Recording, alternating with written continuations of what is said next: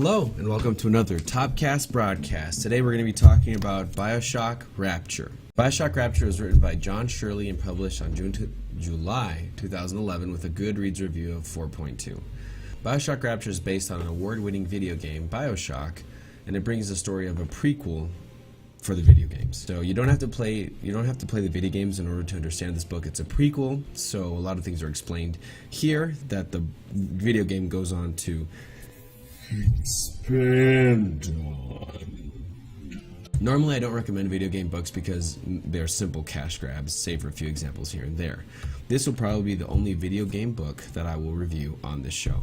The reason for this novel, that it contains a different outlook for me, is the question that it brings to the table. How far are you willing to go for your own ideals? How far are you willing to push morality and immorality where it dances on the lines of life and death? When does absolute freedom become a prison? Questions that this book brings up really caught my attention, and I think it will yours. The atmosphere is very dark and horrific, but it is a delight to read. The creepy imagery is brought to life through John Shirley's writing. Now, you're not going to find J.R. Martin or Tolkien levels of descriptiveness here because it's just not that kind of book. Without it, though, it allows the story to move a lot faster, so things happen very quickly and you're engaged with it more often. So the plus side of this book, it's not very long, and you can probably read it in a day. I read it in a day, and I wasn't able to let it go until I was finished with it. And it was an enjoyable experience. I played the game before I read the book, so for me, a lot of the ambience seemed familiar. The description of the bathyspheres and the underwater city in general was made easier because I'd seen already and played in the locations that the book describes.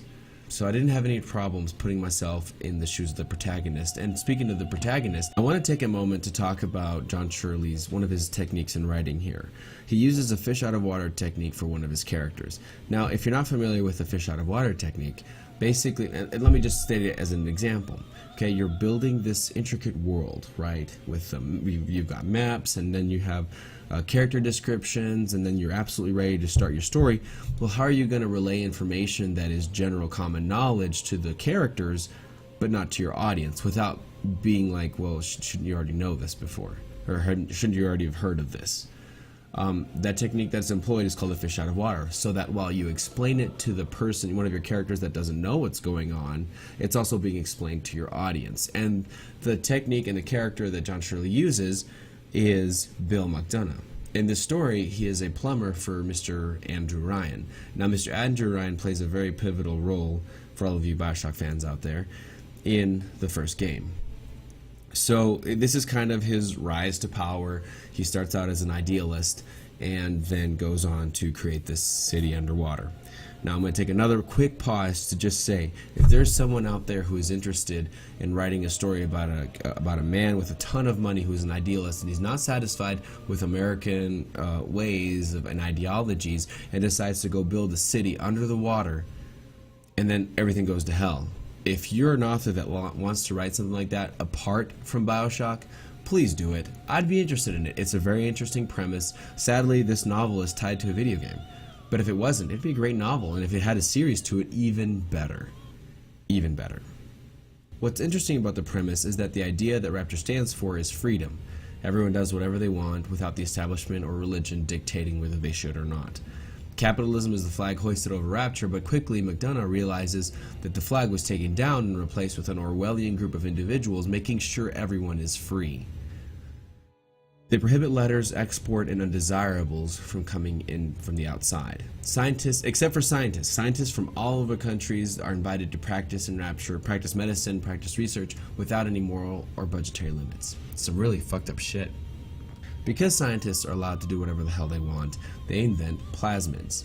So when you take a plasmid, you can use fire, electricity, telekinesis, and in some cases a swarm of bees.